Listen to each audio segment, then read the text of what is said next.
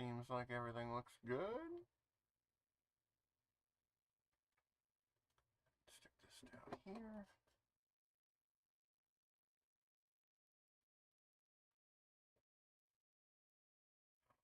Okay. Go ahead and put live on my screen back here so I can keep an eye on it.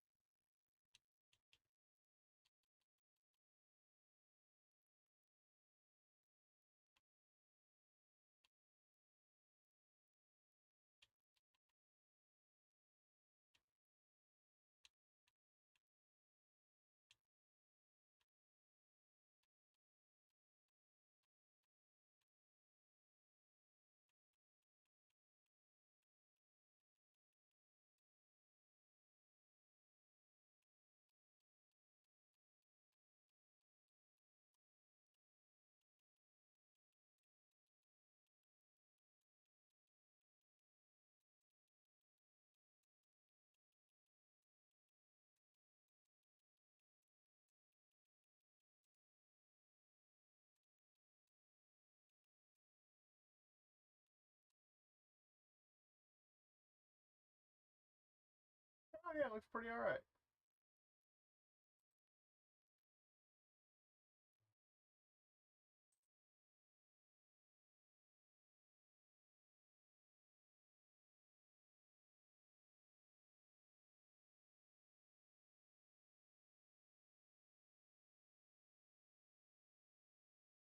Audio's not the best, but you know, it happens.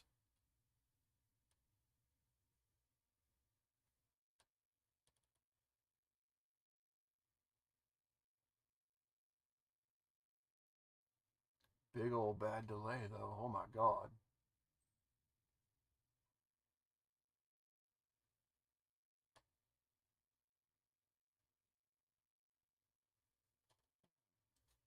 See if I can't do something about the actually horrendous microphone pickup.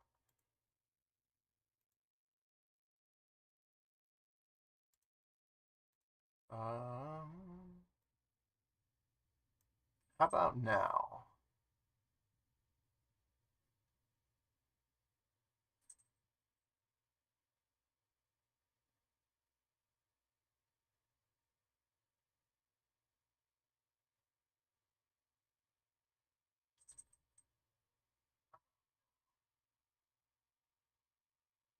I need a little more. How about this? That ought to do the job.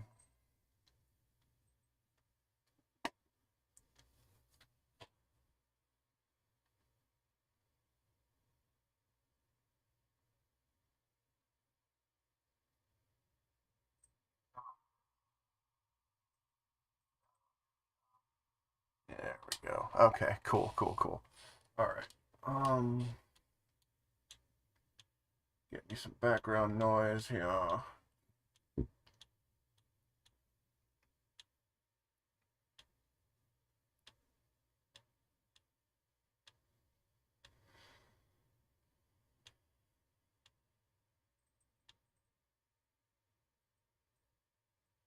He was the best versus the absolute worst. Bad Bunny used his 13 minutes to unite a nation. Kid Rock, he did what he does best. Hate and suck. Hate and suck. God damn. He knows how to hate and he knows how to suck. Alright, grab the wet palette here real quick. You knew right then, just like Trump's golf course, it was all complete bullshit. You're not just saying he cheats, you're saying he cheats. I mean, he cheats on all of it. He cheats like a mafia accountant. Turning Point promised a wholesome American show with American values and American themes. But somebody didn't get the message. Instead of something that might actually have value, something that might align with the American First We Love Jesus book. Where you going, Esmeralda? What a shit show it was. My kitty has decided she does not want to sit underneath me. That's alright. Ball with the ball, the bang a dang, diggy diggy. Shitty stupid tweakers and picking all their boogies. Alright, anyways. Starting out with dog flesh. During a live MTV performance in 1989, Oh, and there goes the camera. Come on, quit being a fuck. Kid Rock stayed right there and grunted his way through an embarrassing 30 minutes. Everything about that rubbed against the MAGA bullshit. Oh, with the ball, the bang, it dang, diggy, diggy, diggy, diggy, boogie, sit up, drop the boogie. Last night, the Super Bowl halftime show didn't just entertain the world, it schooled it. In a performance that was equal parts joyous, unapologetic, and deeply political, Bad Bunny turned the biggest stage in American sports into a tribute to Puerto Rico, unity, and resilience. Bad Bunny, a multi-Grammy winning performer, sang and danced through the entire highly produced and choreographed performance, touching on love, hope, and an all-inclusive America. Kid Rock treats hate and divisiveness, and he sucked at it. But of course, let's get back to the Christian part compared to Bad Bunny. During his performance, Bad Bunny highlighted his country of birth, the United States, all while honoring Puerto Rico and the courage to build themselves back after Hurricane Maria devastated their island, and Trump refused to help because he didn't like common food. San Juan's mayor. So wait, no, maybe should help. So many things went wrong with Turning Point. 2 days before the Super Bowl, it was revealed that Kid Rock's Rock the Country Festival in South Carolina was canceled after multiple acts pulled out, citing a desire to avoid participating. Not even Creed wanted anything to do with you. Like, what the fuck? Well, Trump's Super Bowl watch party showed one halftime performance. Guess which one it was? Trump made clear last month he would not attend the Super Bowl in person. And why not? He knew he would be booed long and loudly. And he urged MAGA supporters to watch Kid Rock's alternative Turning Point USA show instead. But that crashed and burned. While Kid Rock showed... I know I'm gonna be booed. It's gonna be merciless. I may deserve it just a little bit. Of course, Just a little bit. Bad Bunny, but that's not working anymore. And some shouted, God bless America. But he didn't stop there. He proceeded to name every single country in the Americas, Come on. Central and South, reminding the world that the term America belongs to all of them. Why is my Wi-Fi being dog balls? Come on, Sparklight. They're coming here in the name of Jesus from South America. They're coming here. They're coming here. They're coming here. They're coming here from Africa, from South America. Angelic forces, angelic reinforcement, angelic reinforcement, angelic reinforcement. Vika, hata, anta, anta. Oh, what the fuck is wrong? I'm not religious, but I'm familiar with Jesus, and I'm pretty sure he never sent his apostle goons to kill people protesting Roman soldiers. And when it comes to Kid Rock's after-hours fun, do underage girls show up in the New Testament things to do list? Because if they don't, Charlie Kirk's ghost has some explaining to do. Young ladies. Kids movie, by the way. Kids movie. Some say that's statutory, but I say it's mandatory. But to show you he's not a one-hit wonder, here's this. Kid Rock on the Olsen Twins. Why is every guy in America waiting for these chicks to turn 18? I mean, you know what they're saying? If there's grass in the field, play ball. What is that? There's a reason why artists hate Trump, MAGA, and the Republican Party. They say a lot of shit, but they stand for nothing. For all of the above reasons, I respectfully decline to answer the questions. I kept my underwear on. I know I'm supposed to feel sorry for Alex Preddy, but I don't. You know why I wasn't shot by Border Patrol this weekend? Because I kept my ass inside and out of their operations. The good I guys really are the hope ones all who are these trying to Fox rid people us fucking of the like scourge have of horrible child things happen to them in the molesting very illegals. immediate They were future. sued by a woman who went by the pseudonym Katie Johnson. Johnson alleged that Trump raped her. But when it's all said and done, here's what's happening. The Republican Party will lose the House, and Karl Rove says they could lose the Senate as well. I'm beginning to hear, Carl, that there's real concern among senators that the Republicans are now going to have to fight much harder than they thought to retain control of the Senate in November. I mean, there's already a certain, negativity about the House given the normal midterm sway, but A certain Senate, negativity, I don't know how the vulnerable normal the midterm sway. God, so much coke. I mean, first of all, remember, Fucking why? Maine is Come on. critical to us. Piece of shit phone. Susan Collins, she won by 9 points while Trump was losing the state by 9. That's Fuck. Think about that. Nearly one out of every 5 Maine voters 6 years ago voted for the Democrat for president and the Republican for the U.S. Senate. That's really unusual, right? That's going to be a tough race. We needed North Carolina's going to be a tough race. Tom Tillis is retiring. The Republicans have got a Bentley running. The Democrats have got the former 2-term Democratic governor, and before that he was the state attorney general. Not going to be an easy race. We've got to try and knock off Georgia. We got an opportunity in Michigan. The Democrats have now got the only person who might have a shot at Alaska. I'm truly perplexed. So with so much on the line, the Republicans chose this asshole to represent them? Reserve the right to scream, fuck you! Bad Bunny chose to embrace the very ideals and inclusion that this guy believes. I supported this bill.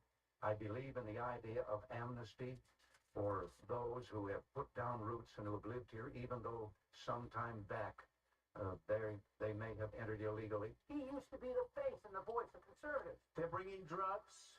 They're bringing crime. They're rapists. And while Republicans bitch about this, We're a nation that speaks English. well, have you ever been to Alabama? Look, Shit. Because I think he just said Bad Bunny is awesome. Goddamn right. You ever been to fucking Terre Haute, Indiana? Hey, Trump. You ever been to Clinton, Indiana? What the fuck is wrong? You ever been to fucking Indiana? You don't have to go that fucking like far south to get Hicks. Bunny? But that's just your suggestion. Okay, this phone camera is not gonna fucking work properly because fuck myself. It's like I can just go fuck myself, I guess.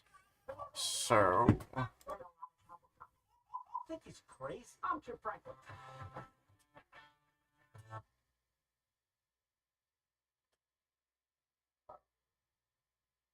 Denver. Blues coming running back at Sundquist as he gets cleaned out by Wilson. Sundquist stays down, and a host of Blues are coming to talk to 43 Burner. now let's see what happens when I close everything else on my phone. They're going Maybe? after Wilson.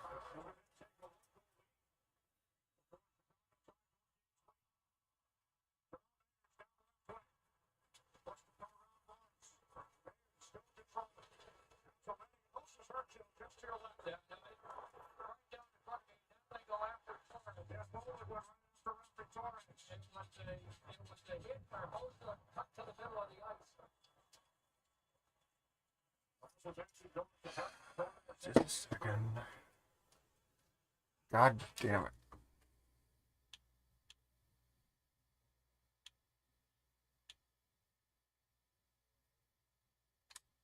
Historically speaking, the state of Florida has been famous for its sunny beaches, expansive theme parks, but over the last decade or so, there's been one export that's really taken center stage, at least in terms of online intrigue. It's the phenomenon of Florida Man.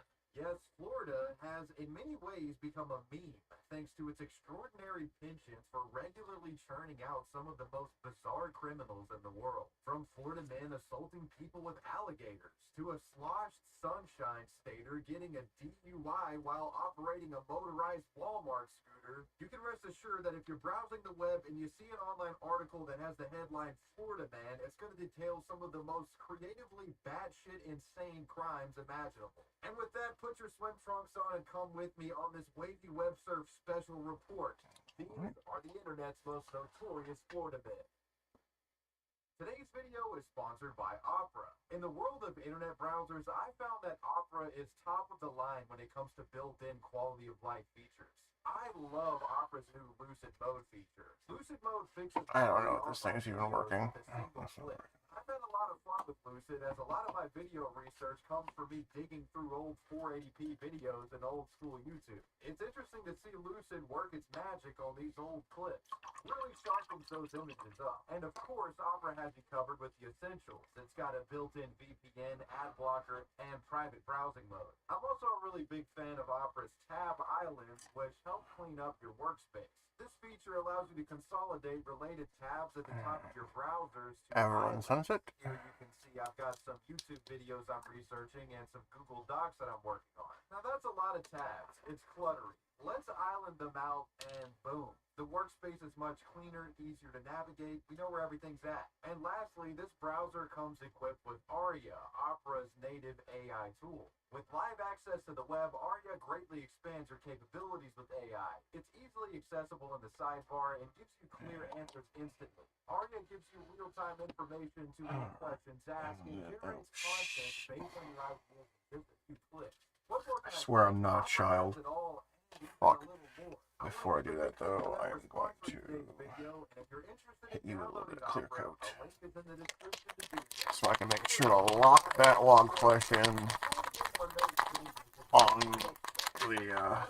in the recesses. Florida man was jailed for a deviancy that few in the Sunshine State can lay claim to. He violated an Olaf the Snowman doll in public. On October 22nd, 2019, in Pinellas Park, Florida, a man named Cody Christopher Meter visited his local Target retail location. But what you'll soon find, though, is that this was no ordinary visit to pick up new clothes or groceries. Rather, the man's purpose for being at this Target was far more sinister, with Cody apparently visiting the location to fulfill a depraved sexual fantasy. Upon arriving at the Target store, the 20-year-old man went to a merchandise display which housed various toys from Disney's Frozen movie.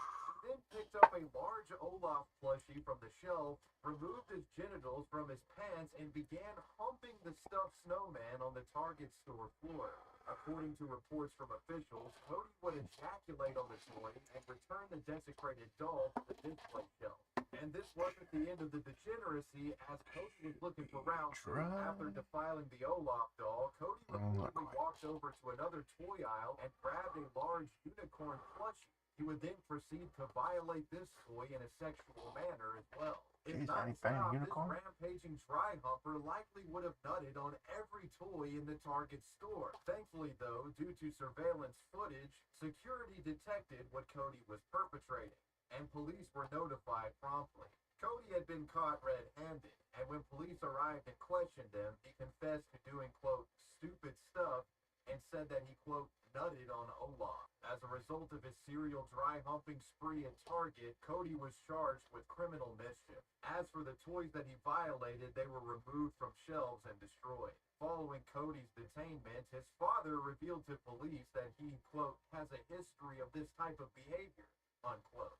The exact details of what the father meant by this statement weren't elaborated on, but needless to say, it's possible that this wasn't Cody's first foray into such disgusting activity. Whatever the case, Cody's time in custody was short-lived, as he was released from jail on the same day of his arrest on a $150 bail. About a year after the crime, in March of 2021, a judge ordered a psychological evaluation for Cody. The judge appointed him a psychologist before a hearing on April of 2021 that would determine his ability to stand trial. He was eventually determined fit to stand trial, and in January of 2022, the Florida freak was sentenced to serve 6 months of probation. This sentence came after he pled no contest to criminal mischief and indecent exposure charges. He was also ordered to pay $725 in court fines and costs. Florida restaurant thief avoids jail because he's obese. This next Florida man story is admittedly one of the more humorous on the list, and that's saying a lot because there's some pretty funny shit in this compilation. It's the tale of a Florida criminal that was so morbidly obese that he literally could not be placed in prison. In 2007, a 600-pound man named George Olikar of Sanford, Florida, was very fittingly arrested for scamming various restaurants and stores. George was said to have been peddling this scam as far back as 2005. George was notorious for ordering a bunch of food, eating like half of it or more than half of it, and then complaining about its quality in an attempt to get refunds.